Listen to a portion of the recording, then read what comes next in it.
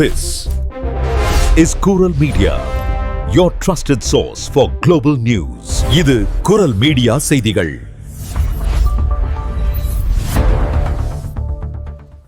இது குரல் மீடியாவின் இன்றைய பிரதான செய்திகள்.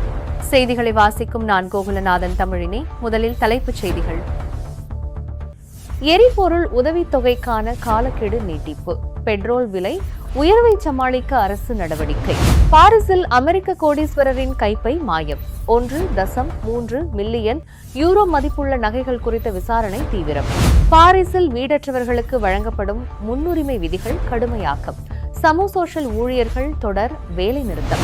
பாரிஸின் நந்தேர் புறநகர் பகுதியில் போதைப்பொருள் கும்பல்களின் வன்முறையால் மக்கள் கடும் அச்சம். கலக தடுப்பு படையினர் குவிப்பு.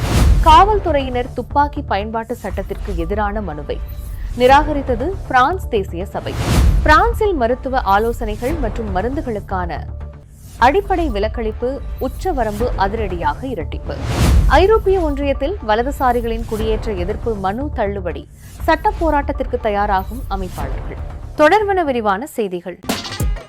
உறவுகளுடைய இழப்பு அப்படின்றது ஈடு செய்ய முடியாதது. ஆனா அந்த இழப்பு செய்தியை பிரசுரிக்க அதிக பணத்தையும் இழக்க வேண்டுமா? இனிமே அப்படி தேவையில்லை. உங்கள் கண்ணை துடைக்க kannee.com நாடுங்கள். உங்கள் உறவுகளின் அறிவித்தல்களை மிக குறைந்த சேவை கட்டணத்தோடு பிரசுரியுங்கள். அதிக பணத்தை அள்ளி வீச தேவையில்லை. kannee.com உங்கள் கவலைகளின் இணைய பங்காளி. மத்திய கிழக்கில் மீண்டும் ஏற்பட்டுள்ள பதற்றத்தின் காரணமாக பெட்ரோல் விலை 1 லிட்டருக்கு 2 யூரோவை தாண்டியுள்ள நிலையில் எரிபொருள் உதவித்தொகைக்கான விண்ணப்ப காலக்கெடு ஜூலை இறுதியிலிருந்து ஆகஸ்ட் இறுதி வரை நீட்டிக்கப்பட்டுள்ளது. தகுதியானவர்கள் விண்ணப்பிக்க கூடுதல் அவகாசம் வழங்கும் வகையில் இந்த நடவடிக்கை எடுக்கப்பட்டுள்ளது. குறைந்த வருமானம் கொண்ட மற்றும் வேலைக்கு செல்ல தனிப்பட்ட வாகனங்களை பயன்படுத்தும் குடும்பங்களுக்காக 100 யூரோக்கள் மதிப்புள்ள இந்த உதவித்தொகை வழங்கப்படுகிறது. எரிபொருள் விலை உயர்வின் தாக்கத்தை குறைக்கும் நோக்கிலான இத்திட்டத்திற்கு இதுவரை சுமார் 1.2 மில்லியன் பேர் விண்ணப்பித்துள்ளனர்.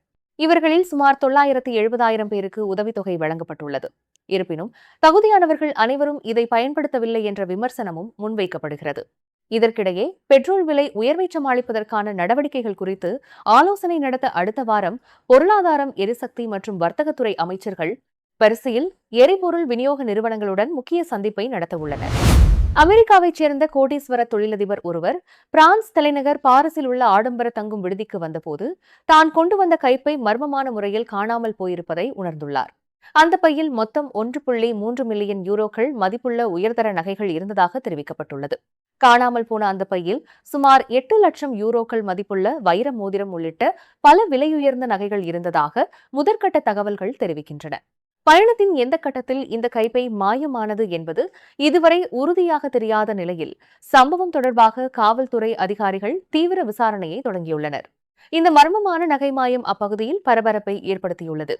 காணாமல் போன கைப்பையை கண்டுபிடிக்கும் நோக்கில் விமான நிலையம், பயண வழித்தடங்கள் மற்றும் தங்கும் விடுதியில் உள்ள கண்காணிப்பு கேமரா பதிவுகள் காவல்துறையினரால் தீவிரமாக ஆய்வு செய்யப்பட்டு வருகின்றன. பாரிஸின் அவசர கால உறைவிட சேவையான சமூசோஷல் டி பாரிஸ் அமைப்பில் சிஜிடி தொழிற்சங்கம் முன்னெடுத்துள்ள வேலை நிறுத்த போராட்டம் தற்போது தீவிரமடைந்துள்ளது. கடந்த 2025ஆம் ஆண்டு டிசம்பர் மாதம் அமல்படுத்தப்பட்ட கடும் குளிர்கால திட்டத்தின் கீழ் அவசர குடியிருப்புகளில் தங்க வைக்கப்பட்ட பல குடும்பங்கள் தற்போது மீண்டும் வீதிகளில் தள்ளப்படுவதையும் விடுதி தங்குமிடங்கள் அதிரடியாக ரத்து செய்யப்படுவதையும் கண்டித்தே இந்த போராட்டம் நடைபெற்று வருகிறது. அவசர கால உதவி எண்ணான 115 சேவையாளர்கள், திட்டமிடல் மேலாளர்கள், சமூக ஆர்வலர்கள் மற்றும் மருத்துவர்கள் என பலரும் இதில் பங்கேற்றுள்ளதால் சமீபத்திய வெப்ப அலையின் போது பொதுமக்களின் கோரிக்கைகள் பெருமளவு முடங்கின. குடியிருப்புகளுக்காக ஒதுக்கப்பட்ட வருடாந்திர நிதி வரம்பை தாண்டியதே இந்த நெருக்கடிக்கு காரணம் என நிர்வாகம் விளக்கமளித்துள்ளது. முன்னுரிமை இல்லாதவர்கள் தங்குமிடங்களை ஆக்கிரமித்துள்ளதால் தற்போது கர்ப்பிணிகள் மற்றும் கடுமையான நோய்களால் பாதிக்கப்பட்டவர்களுக்கும் இடமளிக்க முடியவில்லை என சமூசோஷல் இயக்குநர் தெரிவித்துள்ளார். நிதி நெருக்கடியின் காரணமாக வீடற்றவர்களுக்கு வழங்கப்படும் முன்னுரிமை விதிகளும் தற்போது கடுமையாக்கப்பட்டுள்ளன. முன்பு 6 மாத கர்ப்பிணிகளுக்கு வழங்கப்பட்ட முன்னுரிமை தற்போது மாகாண நிர்வாகத்தின் உத்தரவுப்படி 7 மாதங்களாக அதிகரிக்கப்பட்டுள்ளதாக சிஜிடி பொதுச் செயலாளர் சுட்டிக்காட்டியுள்ளார். பாரிஸின் புறநகர் பகுதியான நந்தேரில் அமைந்துள்ள பப்லோ பிகாசோ குடியிருப்பில் போதைப் பொருள் கடத்தல் கும்பல்களின் வன்முறை நாளுக்கு நாள் அதிகரித்து காணப்படுகிறது. அடுத்தடுத்து அரங்கேறிய துப்பாக்கிச் சூட்டு சம்பவங்களால் அப்பகுதி மக்கள் கடும் அச்சத்தில் உறைந்துள்ள நிலையில் நிலைமையை கட்டுக்குள் கொண்டுவர கலக தடுப்பு காவல்துறையினர் அதிரடியாக களமிறக்கப்பட்டுள்ளனர். இதுகுறித்து நந்தேர் நகர முதல்வர் ரபேல் ஆடம் பிரான்ஸ் உள்துறை அமைச்சர் லாரன் நுனேஸிற்கு எழுதியுள்ள அவசர கடிதத்தில் பல அதிர்ச்சியூட்டும் தகவல்களை தெரிவித்துள்ளார். கடந்த 2 வாரங்களில் மட்டும் தெற்கு பூங்கா பகுதியில் சிறு குழந்தைகள் மற்றும் குடும்பத்தினரின் கண்முன்னேயே பட்டப்பகலில் 4 முறை துப்பாக்கிச்சூடு நடந்துள்ளதாகவும் இதில் 2 குண்டு காயங்களுக்கு உள்ளாகியிருப்பதாகவும் அவர் குறிப்பிட்டுள்ளார். மேலும் பொதுமக்கள் தங்கள் சொந்த வீடுகளுக்கு செல்லவே மர்ம நபர்களிடம் அடையாள அட்டையை காண்பிக்க வேண்டிய கட்டாயத்திற்கு தள்ளப்பட்டுள்ளனர். அடுக்குமாடி குடியிருப்புகளின் வாசலில் போதைப்பொருள் வாங்குவோரின் நீண்ட வரிசைகள் நிற்பது மக்களின் அன்றாட வாழ்க்கையை பெரிதும் பாதித்துள்ளது. காவல்துறை மற்றும் நீதித்துறையின் தொடர் கைது நடவடிக்கைகளையும் தாண்டி இந்த பகுதி பாரிஸ் பிராந்தியத்தின் மிக முக்கிய மற்றும் அதிக லாபம் ஈட்டும் போதைப்பொருள் விற்பனை மையமாக உருவெடுத்துள்ளது என நகர முதல்வர் தனது கடிதத்தில் சுட்டிக்காட்டியுள்ளார். இதனை முற்றிலுமாக வேரறுக்க நிரந்தர பாதுகாப்பு வழங்கப்பட வேண்டும் என வலியுறுத்தப்பட்டுள்ள நிலையில் மக்களின் பாதுகாப்பை உறுதி செய்யும் விதமாக நேற்று இரவு 8 மணி முதல் அதிகாலை 3 மணி வரை கலக தடுப்பு படையினர் அப்பகுதியில் தீவிர கண்காணிப்பில் ஈடுபட்டதாக நந்தேர் நகர சபை அதிகாரப்பூர்வமாக அறிவித்துள்ளது. பிரான்ஸ் தேசிய சபையின் இணையதளத்தில் காவல்துறையினர் மற்றும் ஜெண்டார்மி அதிகாரிகளுக்கு துப்பாக்கியை பயன்படுத்தும் போது அவர்கள் சட்டப்பூர்வமாக செயல்பட்டதாக முன்கூட்டியே கருதும் சட்டத்திற்கு எதிராக தாக்கல் செய்யப்பட்ட மனுவில் சுமார் 7,30,000 பேர் கையொப்பமிட்டுள்ளனர்.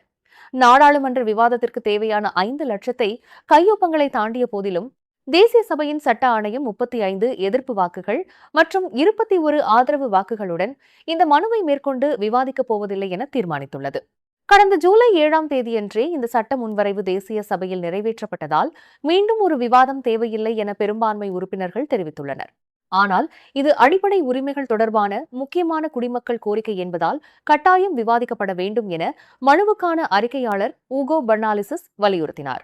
அதே சமயம் சட்டத்தை முன்வைத்த ஏரிக் பவுகே நாடாளுமன்றத்தின் முடிவை மதிக்க வேண்டும் என கூறி புதிய விவாதத்திற்கு எதிர்ப்பு தெரிவித்தார்.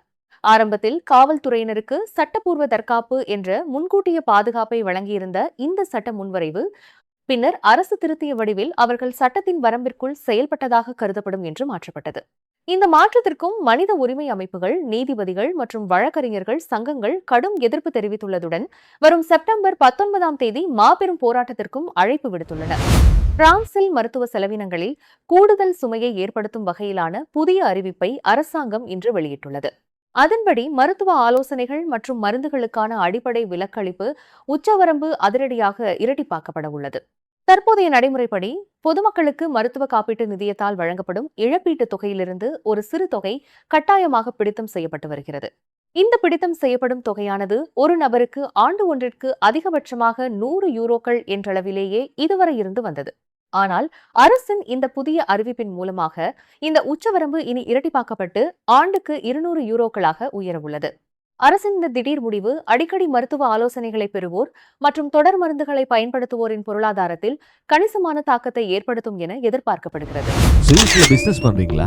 ஆனா இன்னும் ப்ராப்பர் வெப்சைட் இல்லையா? வெப்சைட் டிசைன் ரொம்ப காஸ்ட்லின்னு நினைச்சு இது வரைக்கும் ஸ்டார்ட் பண்ணாம விட்டுருக்கீங்களா? இப்ப அந்த கவலை எல்லாத்துக்குமே முடிவு. உங்களுக்கு தேவையான அனைத்து வகையான இணையதளங்களையும் புதிதாக உருவாக்கவும், மேலும் உங்க பழைய இணையதளங்களை நவீன மற்றும் அழகான டிசைன்கள்ல மேம்படுத்தவும் மிக குறைந்த விலையில் நாம் செய்து தருகிறோம். இந்த சிறப்பு வாய்ப்பு குறிப்பிட்ட காலம் வரை மாத்திரமே வழங்கப்படும். மேலதிக விவரங்களுக்கு இப்பவே தொடர்பு கொள்ளுங்க. 07798574445.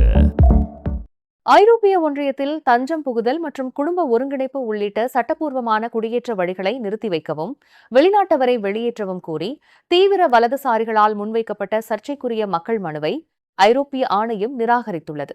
இந்த தள்ளுபடியை எதிர்த்து ஐரோப்பிய நிர்வாகத்தின் மீது வழக்கு தொடர சேவ் யூரோப் ஆக்ட் பிரச்சார அமைப்பாளர்கள் தீவிரமாக தயாராகி வருகின்றனர். மேற்கத்திய நாடுகள் அல்லாதவர்களுக்கான கல்வி, விசாக்கள் மற்றும் குடும்ப ஒருங்கிணைப்பு உள்ளிட்ட அனைத்து குடியேற்ற வழிகளையும் தற்காலிகமாக நிறுத்தி வைக்க வேண்டும் என வலதுசாரிகள் கோரிக்கை விடுத்துள்ளனர். மேலும் ஐரோப்பிய சமூகத்துடன் ஒன்றிணையாதவர்கள் அல்லது உறுப்பு நாடுகளுக்கு பொருளாதார மற்றும் கலாச்சார சுமையாக கருதப்படும் சட்டப்பூர்வமான வெளிநாட்டவரையும் அவரவர் தாய்நாட்டிற்கே திருப்பி அனுப்பும் கடுமையான கருத்தியலை அவர்கள் முன்வைக்கின்றனர். ஆனால் இந்த மனுவானது இனம் மற்றும் இனப்பின்னணியின் அடிப்படையில் அப்பட்டமான பாகுபாட்டை தூண்டும் வகையிலும் ஐரோப்பிய ஒன்றியத்தின் அடிப்படை விழுமியங்களுக்கு முரணானதாகவும் அமைந்துள்ளதாக கூறிய ஆணையம் இதனை வியாழக்கிழமையன்று நிராகரித்துள்ளது. ஆணையத்தின் இந்த முடிவால் அதிருப்தி அடைந்துள்ள இந்த இயக்கத்தின் தலைவரான மார்டின் செல்லர் குடிமக்களின் உரிமையை ஆணையம் பறிப்பதாக குற்றம் சாட்டியுள்ளதுடன் வரும் திங்கட்கிழமை மேல்முறையீடு செய்ய தயாராக உள்ளதாகவும் தெரிவித்துள்ளார். நீங்கள் இதுவரை கேட்டது குரல் மீடியாவின் பிரதான செய்திகள். மேலும் இதுபோன்ற செய்திகளை அறிய குரல் மீடியாவை சப்ஸ்கிரைப் செய்யுங்கள்.